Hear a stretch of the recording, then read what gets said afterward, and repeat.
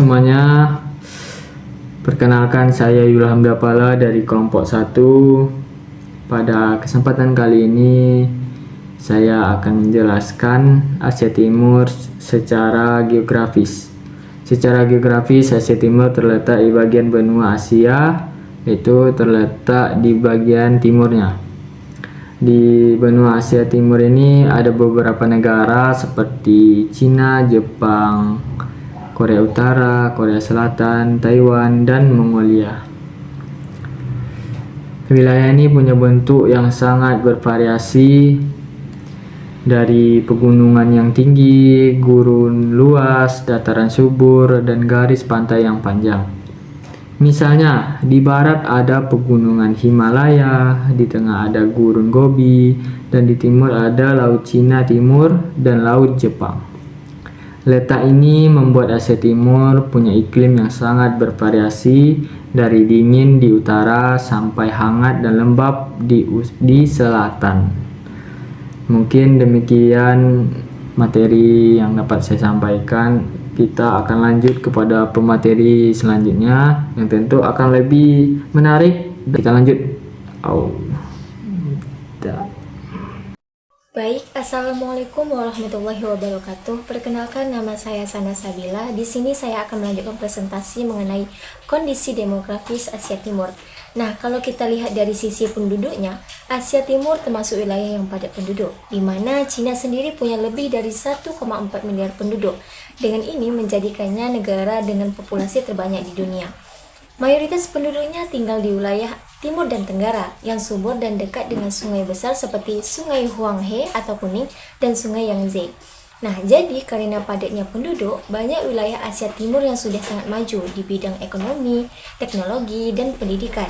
Nah, terutama di kota besar seperti Beijing, Tokyo, dan Seoul. Nah, selanjutnya saya akan membahas tentang Asia Timur sebagai wilayah budaya Cina. Jadi, peradaban Cina berkembang sangat pesat sejak zaman dinasti kuno seperti dinasti Song, Zhou, Qin, hingga Han. Dalam masa kejayaannya, Tiongkok tidak hanya menjadi pusat perdagangan, tetapi juga pusat penyebaran ilmu pengetahuan, agama, bahasa, dan sistem pemerintahan. Nah, di mana melalui jalur sutra dan hubungan diplomatik dengan negara-negara tetangga, unsur-unsur budaya Cina secara perlahan menyatu ke dalam kehidupan sosial dan tradisi negara-negara Asia Timur lainnya. Nah, adapun unsur-unsur yang budaya Cina yang mempengaruhi Asia Timur adalah yang pertama, filsafat dan pemikiran. Nah, filsafat Cina seperti Konfusianisme, Taoisme, dan Buddhisme menjadi fondasi moral dan etika masyarakat Asia Timur, di mana Konfusianisme menekankan nilai-nilai kesetiaan, hormat kepada orang tua, serta pentingnya harmoni sosial. Nah, di mana prinsip ini diterapkan luas di Jepang, Korea, dan Vietnam dalam sistem pendidikan dan pemerintahan.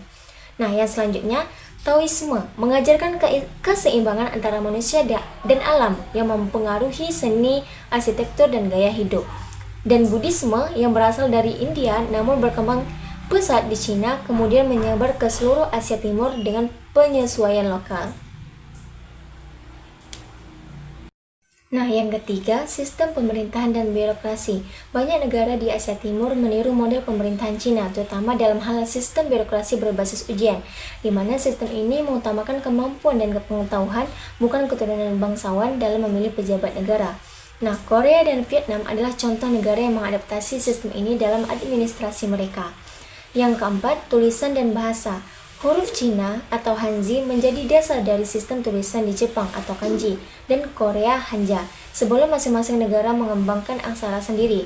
Nah, pengaruh ini menunjukkan betapa kuatnya dominasi budaya tulisan Cina dalam membentuk tradisi literasi di kawasan tersebut. Yang kelima, seni dan arsitektur. Seni rupa, lukisan, dan kaligrafi bergaya Cina banyak menginspirasi bentuk ekspresi budaya di Jepang dan Korea. Arsitektur istana, pagoda, serta taman bergaya simetris juga meniru konsep keseimbangan yang diajarkan oleh filsafat Taoisme dan prinsip Feng Shui dari Tiongkok. Dan yang terakhir, adat dan tradisi. Perayaan seperti Imlek, Tahun Baru Cina, Festival Musim Semi, dan Festival Lentera tidak hanya dirayakan di Cina, tetapi juga menjadi bagian dari kebudayaan masyarakat di negara-negara Asia Timur lainnya, meskipun dengan penyesuaian lokal. Nah, baik, mungkin itu saja yang dapat saya sampaikan. Pembahasan selanjutnya akan disampaikan oleh pemateri selanjutnya. Assalamualaikum warahmatullahi wabarakatuh. Halo, perkenalkan saya Tasya Marwah. Di sini saya akan mempresentasikan materi saya mengenai ciri-ciri wilayah budaya Cina. Wilayah budaya Cina ini memiliki beberapa ciri-ciri yang bisa kita lihat dari beberapa hal. Yang pertama itu dari masyarakatnya.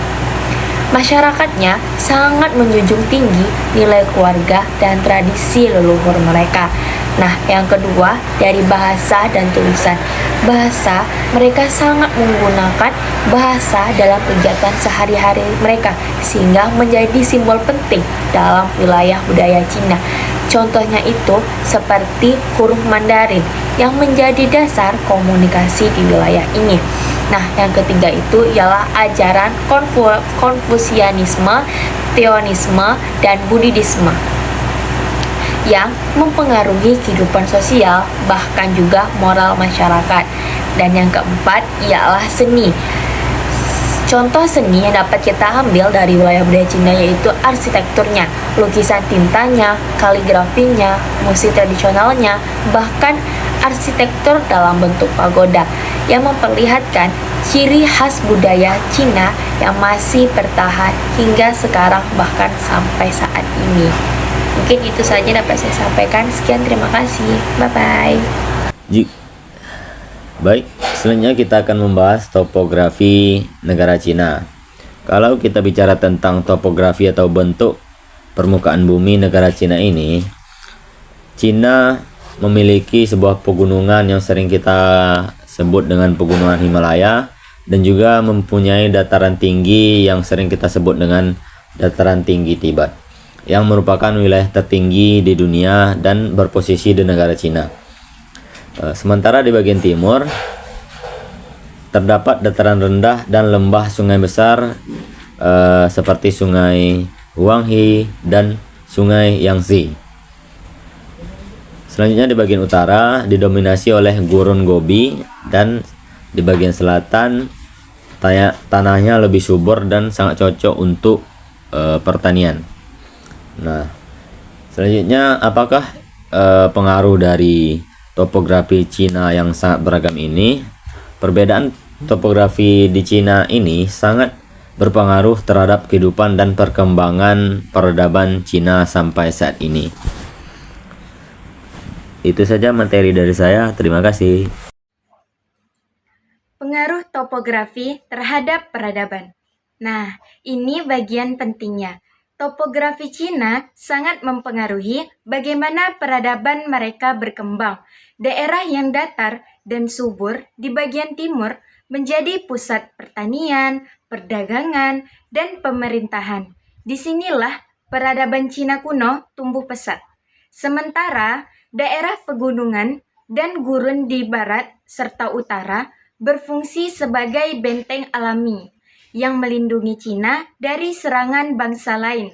Selain itu, sungai-sungai besar seperti Huanghe dan Yangtze menjadi sumber air, sarana transportasi, dan pusat kebudayaan. Jadi, bisa dibilang bentuk muka bumi Cina sangat menentukan kemajuan peradabannya.